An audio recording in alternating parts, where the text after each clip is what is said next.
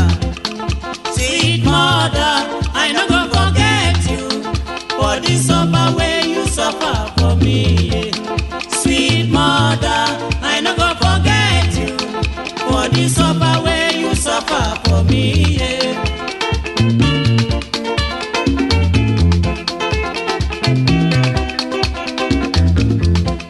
When I dey cry, my mother go carry me.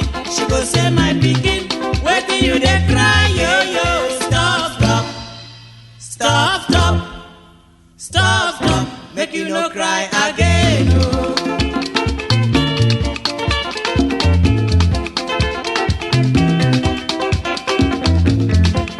When I wan sleep, my mother go bed me. She go lie me well well for bed. Oh. She cover me cloth, say make you sleep, sleep, sleep, my pikin. Oh.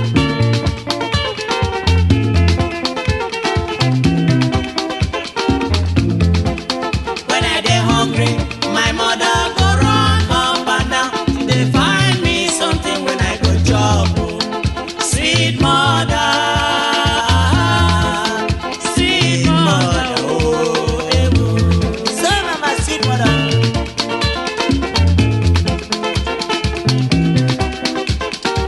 When I dey sick, my mother go cry, cry, cry. She go say instead when I go die, make she die. Oh. She go beg God, God help me, God help me, my pikin. Oh.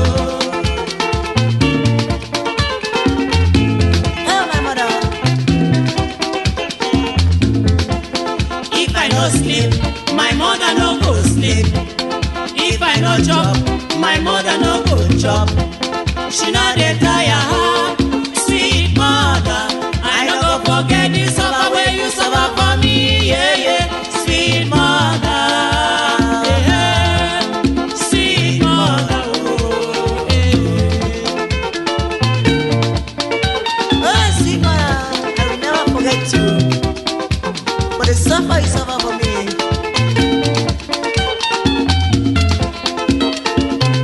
And if I should forget you, therefore I forget my life. The air I breathe in. Yeah, so. And there are the human on earth, dare you not forget your mother. For if you forget your mother, you've lost your life.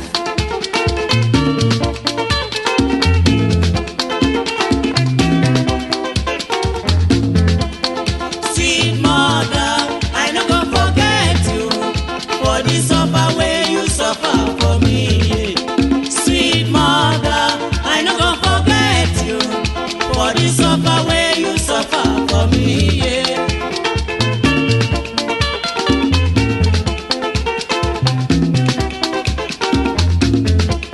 When I dey cry, my mother go carry me. She go say, my pikin, wetin you dey cry? Yeah, yeah. Stop, stop, stop, stop, stop, stop, make you no cry again. Oh, oh my mother, oh sorry. When I wan sleep, my mother go beg me. She go lie me well well for bed. Oh. She cover me cloth, say make you sleep, sleep, sleep, my pikin. Oh.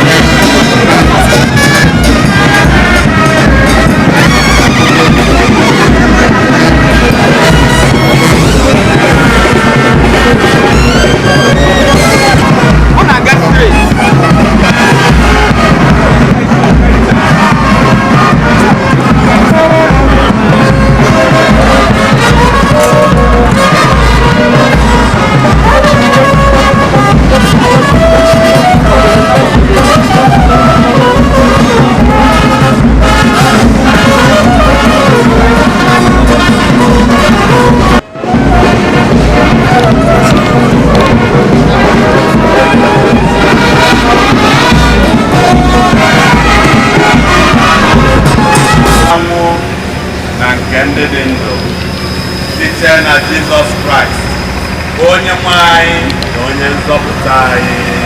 Amen. Edebere m Chineke n'iru m mgbe niile, ọ nọ n'aka nri m, n'ihi nke a agaghị m ada. N'ihi ya obi dị m ụtọ, mkpụrụ obi na-aṅụrị ọṅụ, ana m ezi ike n'anya. Ị gaghị arapụ mkpụrụ obi m n'ọkụ ala mmụọ, ị gaghị ekwe ka onye nsọ gị bụ ire ure.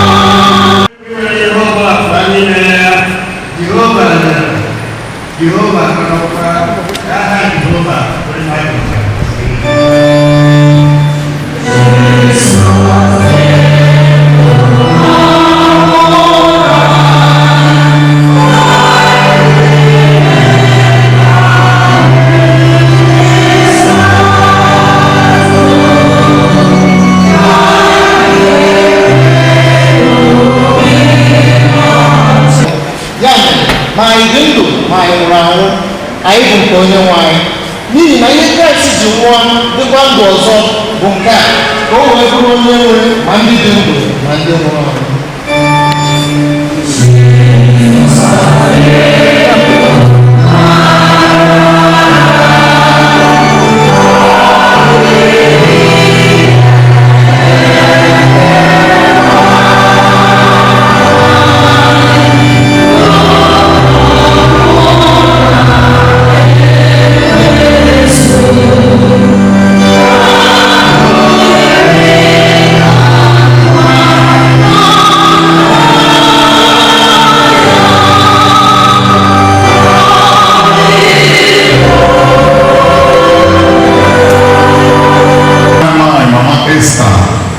ebe anyị mawụrụ na ndị niile asawụrụ n'ime ọbara nwa atụrụ ahụ aghaghị izu ike ebi ebi na alaeze nke Chineke. Ka anyị kpere Chineke.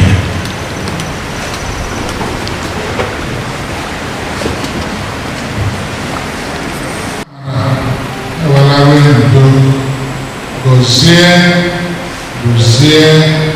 ụkwara ha ọgụ chido ha n'ihe egwu na ihe ize ndụ okporo ụzọ, nye ha ọganihu n'ụzọ ha niile, na site n'irutere gị, site n'ịhụta ebere gị na ito gị n'ihi ịdị mma gị n'ebe a, e wee kpalite n'ime ha ọchịchọ dịkpa n'ọṅụ zuru oke nke ihe nketa ha dị nsọ na ndị nsọ nwekọrọ n'ụlọ gị n'eluigwe site na Jizọs Kraịst bụ onye anyị. Nye ya amara na site na ndụ na ọnwụ mgbe anyị Esta pụta na ya bụ ihe na-akwụsị akwụsị, dịka anyị were nsọpụrụ na okwukwe na-ekpe gị ofufe ụbọchị na-nke ndụ anyị site na Jizọs Kraịst bụ onye anyị.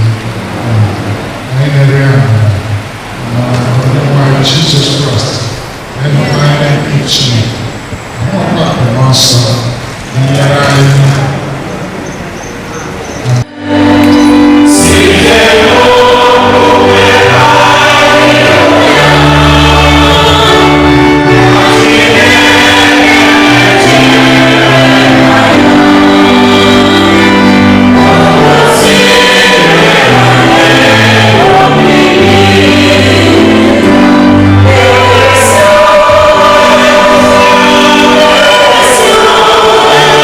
Thank you.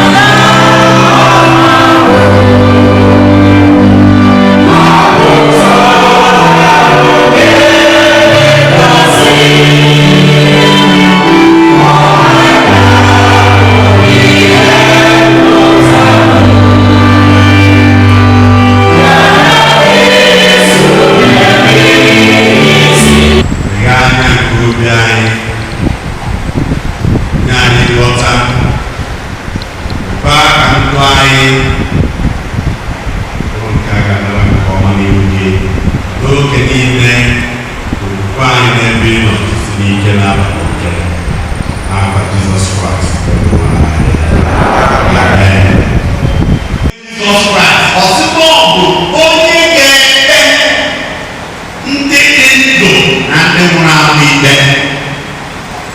Onye ga-ekpe ndị dị ndụ na ndị nwụrụ anwụ ikpe. So o nwere onye akụpụrụ.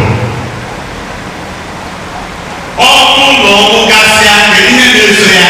Ikpe. Jee n'ụlọ ikpe a, ị ga-eyipụrịrị agba. Ị ga-eyipụ ya. Agba bụ akwụkwọ dị ka apụ eyikwasịrị eyikwasị, otu olu si yikwasị ahụ. Maka ndị arụsị n'igwe ebe a, bịa pụta anyị masịrị mma. Otu aka esi yikwasị anụ ahụ. Anyị na-achọ ya mma, na-ede ya ude, na-eme ihe niile ka o wee dị mma. Mana ofu ụbọchị anyị ga-eyipụ ya. Iyipụkwana ya abụrụ otu o si masị gị. Nke ụfọdụ na-abụ na-aga eyipụ gị ya. Isi nọọ n'ige eyipụ, mana ihe ọpụta bụ a ga-eyipụ ya. O nwere ebe ọ ga-erue n'ihe gbasara akpa iwu. Iso ife ndị ozugbo zute Kraịst na mbara eluigwe. Ọ anụ adịghị eji efe, anụ ọ na-efe efe.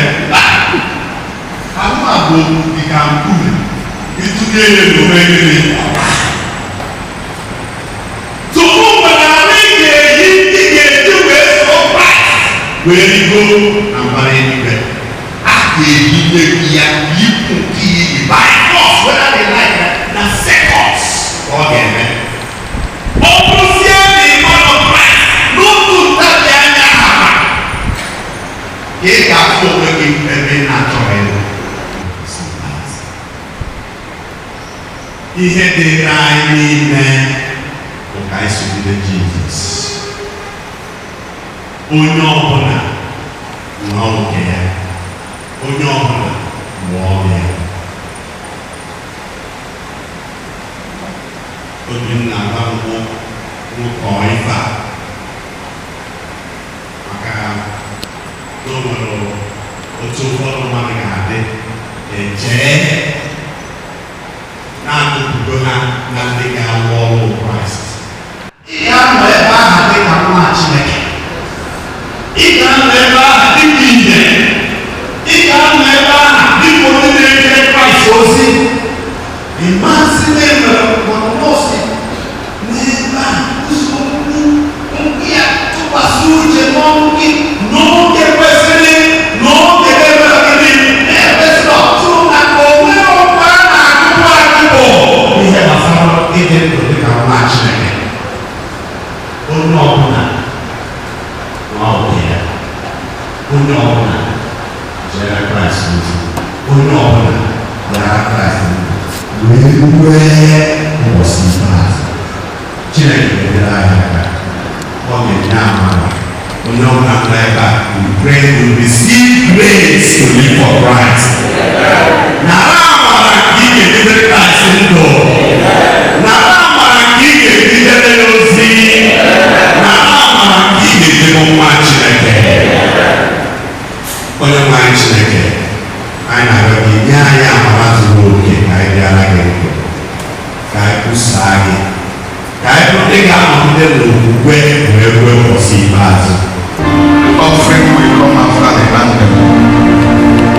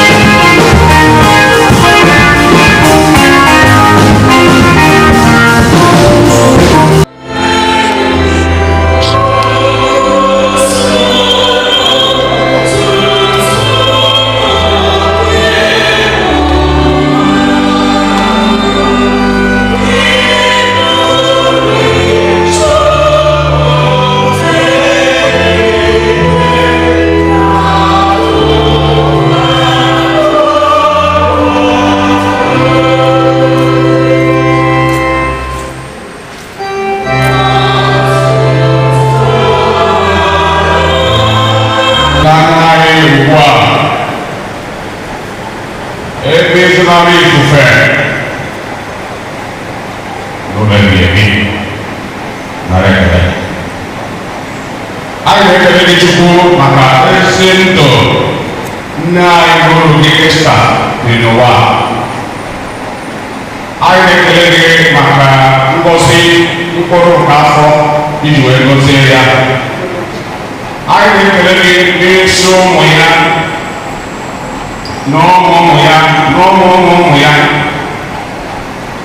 Anyị na-ekele gị onye nwe anyị n'ịfụnanya gị na ọrụ ọma dị n'ezinụlọ a. Ezinụlọ ndị ibe obi webụ tụmadụ ụlọ ndị nwoke bụ Saifat na ụmụnne ya niile. Chineke na-ekele ezinụlọ a n'afa Jizọs. Anyị ekele gị maka mkpụrụ okwukwe mkpụrụ nwaanyị kọrọ n'ime nzukọ Kraịst ma ya n'ihu wee ka anyị were ka anyị ekele gị dịka Esta gbara ọsọ ugbu a wee gbaruo n'isi mmejọba anyị na-eme taa gbasara anyị ma mana Esta apụgo nsogbu nke ụwa amasị maka ya. Nyere anyị aka ka anyị na-amụchi ọtụtụ mmadụ were bụrụ ha wee Kraịst. Chineke gozie ụtụta n'aha Jizọs. Onye nwanyị na-ezinụlọ na-agọzie nyerefe aka ekwukwala ka ọkụ abụghị n'aka nyụrarị ha okwe nnefa wee na-atọ atọ wee na-ahụ mba n'ime ụmụ ya n'ime ụmụ ya n'ime ụmụ ibe ya bụ ụmụ ya niile dịkwa mmeso nke n'aha Jizọs. Onye nwanyị ebe ha nọ n'ihu ya anyị na-arịọ ka ị bụrụ ha ndo, ka ị bụrụ ha ọta, ka ị bụrụ ha ebe mgbaba na ebe ha kwụsịrị ike. Onye nwe anyị ekwela ka ife ọjọọ dakwasịrị ha ga-amụta ezi mkpụrụ. Anyị na-arịọ na asị ya karịrị ya mma ka ịma mma gị na ebube gị na udo gị wee chia asị dị n'aha Jizọs. Nara ekele eze ebube n'aha Jizọs Kraịst onye nwe anyị. Na-ekpere Chineke na ngozi ya ka anya nara ezinụlọ wee nye na Chineke na-agọzie unu ochekwa unu gosi n'ihu ọma ya na ngozi dị nwa Chineke bụ na ọkpara na mmụọ nsọ n'etiti unu nke ọgụgụ a na niile. Amen. Onye nwe anyị nọnyere unu.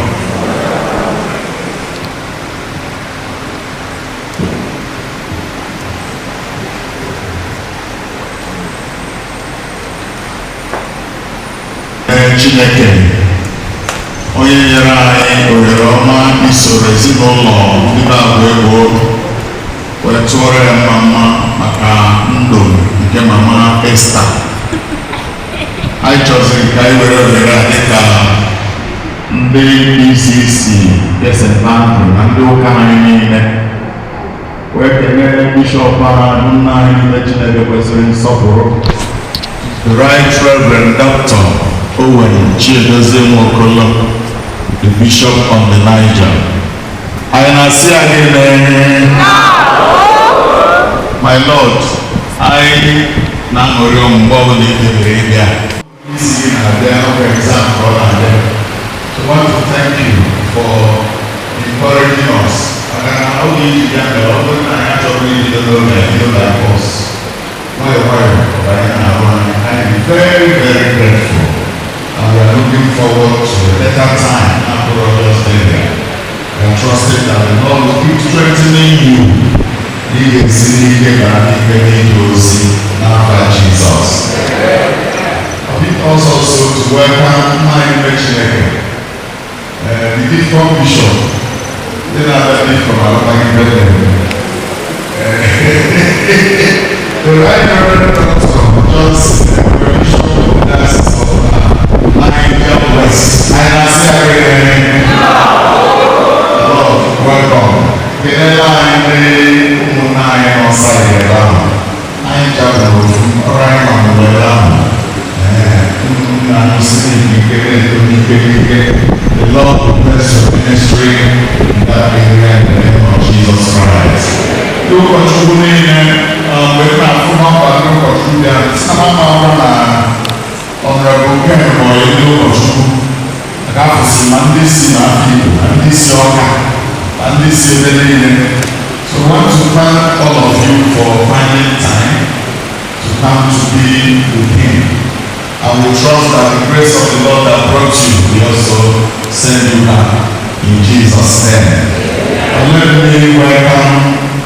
Venerable Andos, who met over Chidi around us, Ascension Chidi Nono. Page 22 of the program, page 22, the choir leaders.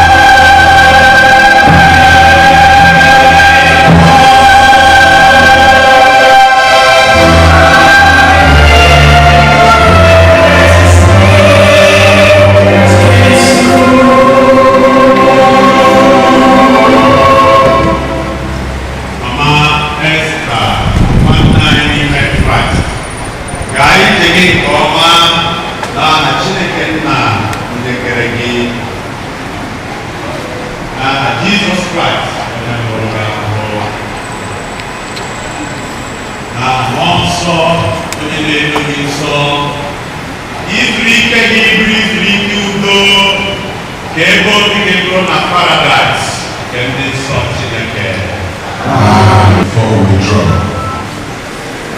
again, people on our Bible family and Yoka on Sunday, Oka 9, please. And now the word is on our door, and the Lord drop the service program. My Lord Bishops,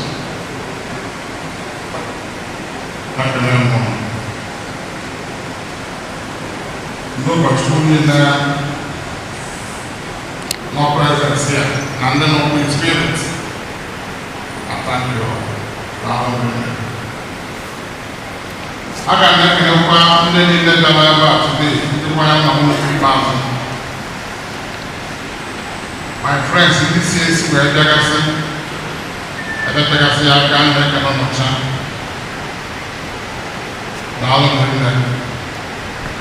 Above all, I'm thanking God Almighty for making this day of less success. Because as far as I'm concerned, followed by Uganda.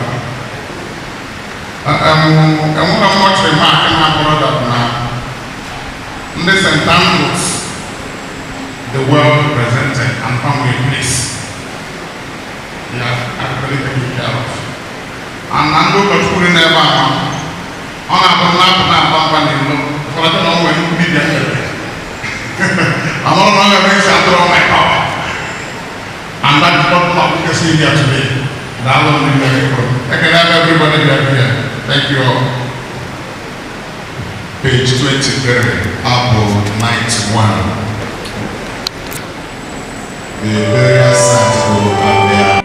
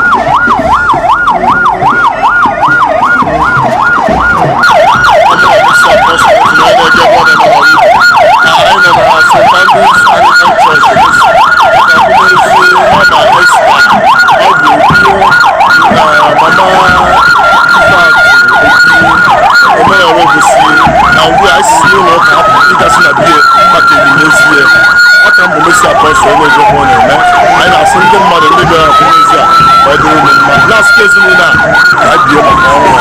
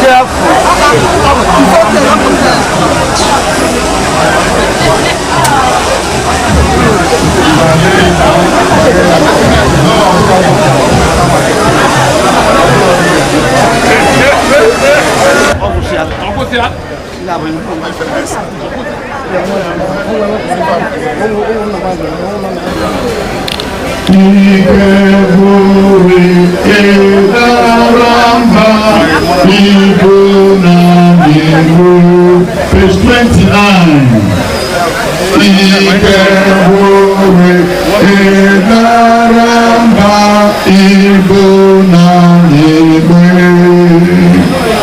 Otu onye si gbapụta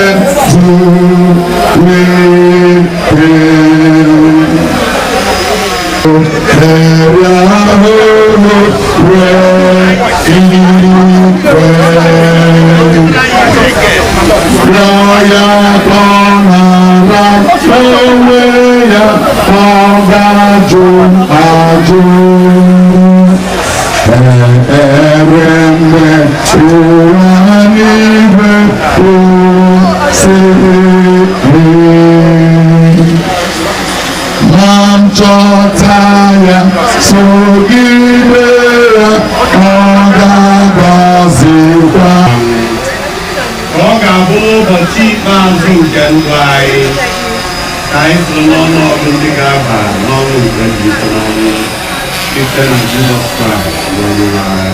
Amen.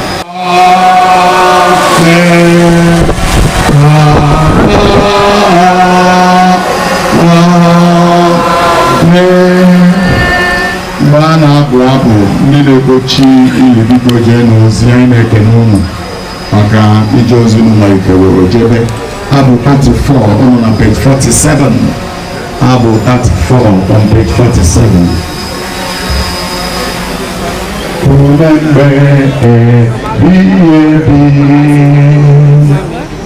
Remember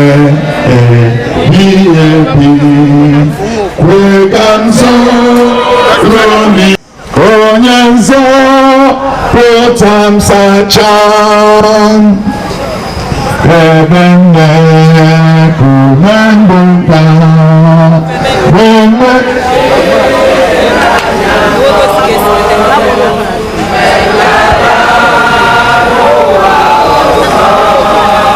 Rogino Che Ipo Ikemedunu Na Wawa Wambenine Apuri Ni dozie abẹ́kọ̀ sí ẹgbẹ́ àìlè sí nàbí ẹ̀ náà gẹ́gẹ́ field normally school ẹ̀ bá gẹ́gẹ́ lọ sí wẹ̀rẹ̀ ẹgbẹ́sí àkómọ́sù kọ́kọ́ start aka bụ ka mesi àkóso ọkụ ẹ̀ na-eje bá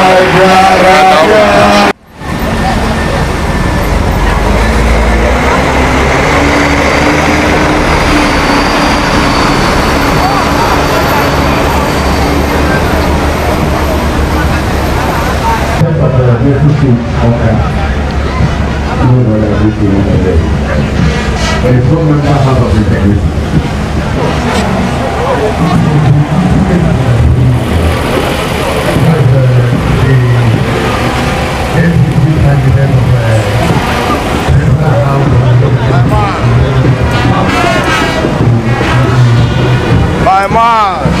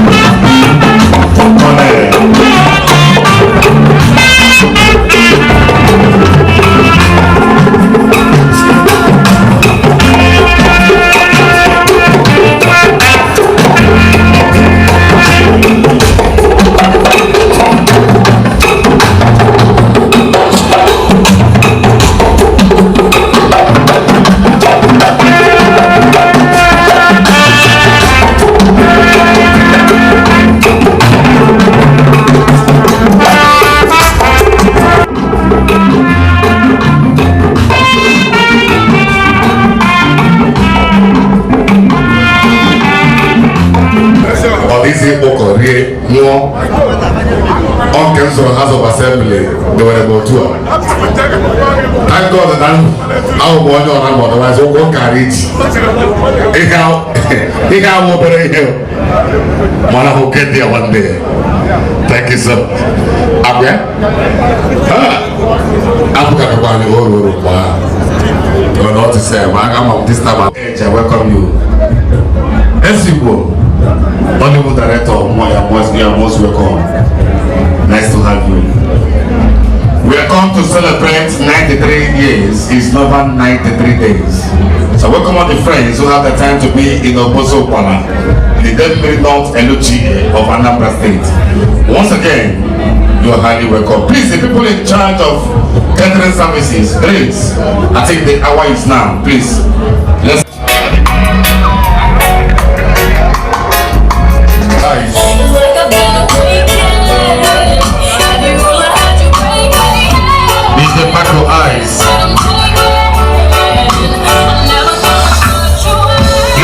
For Maurice, ABJ 277CF, and the owner of a Boss AN 90A41. Please, I want to beg.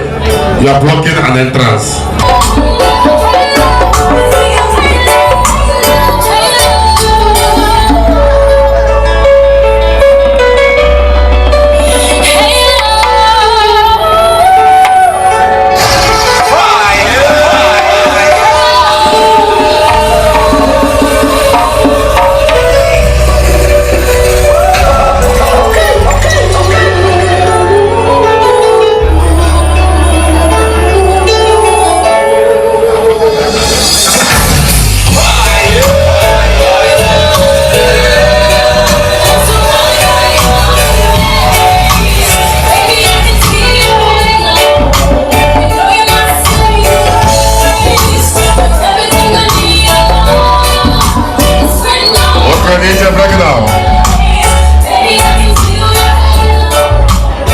Ladies and gentlemen, that is to announce the arrival of a Prince Jonathan Sanene, the managing director of Rosselle Movies.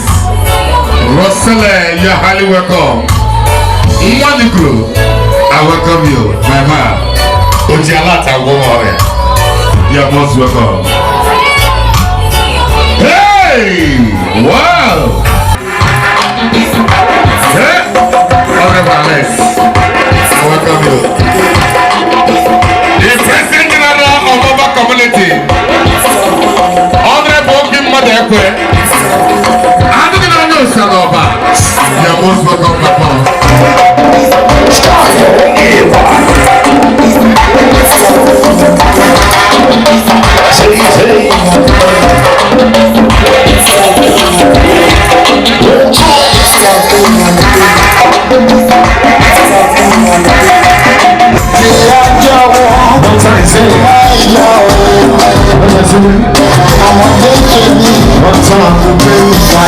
Shout out to MC Omalicha. One on Allo. Allo first one, I see you.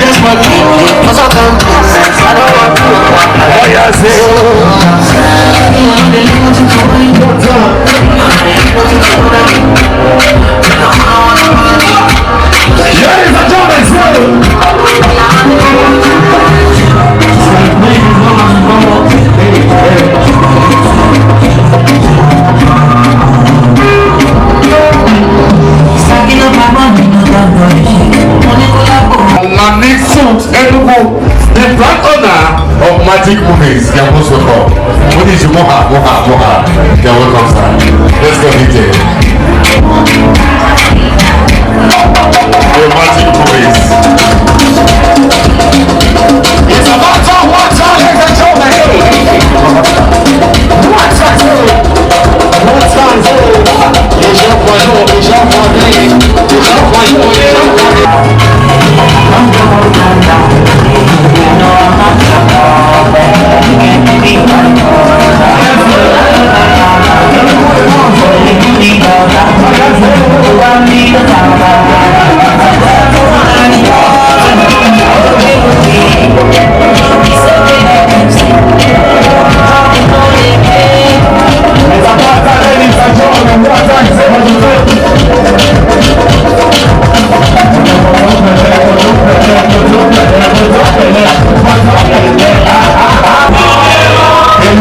yourself, you know they hear. You don't get money, there's no pocket for clothes.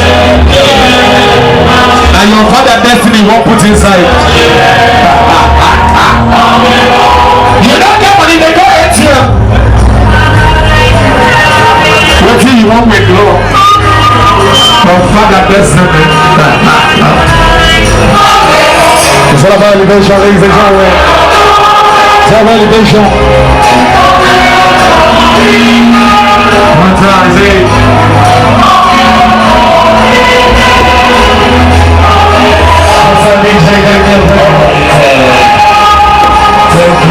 Thank you, teacher Mary. Thank you for that. I got my dinner. Give my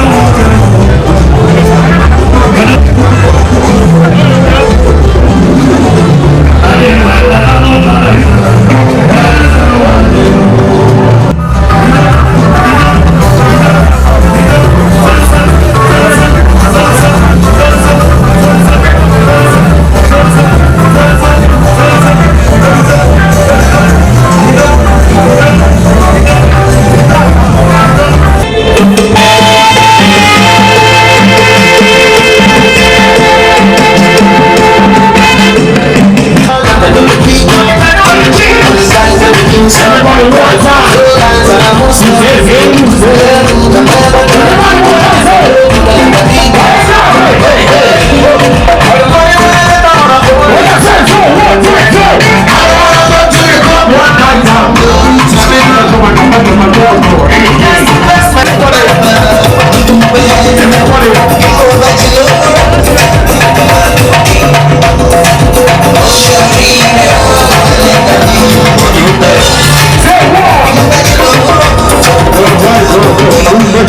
Hey,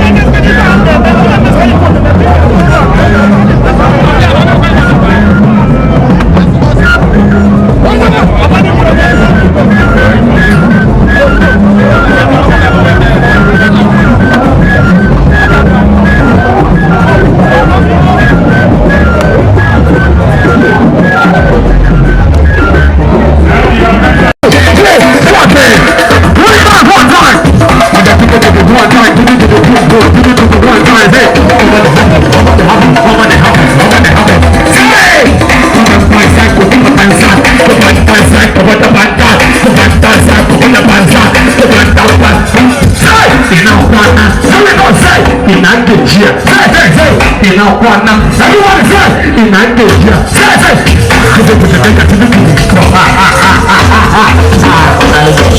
You know that, yeah. Anaba. Hey. We got it connect today here. We got the hey. Everybody walk that hey. Everybody eat that hey. Everybody walk that hey. Go.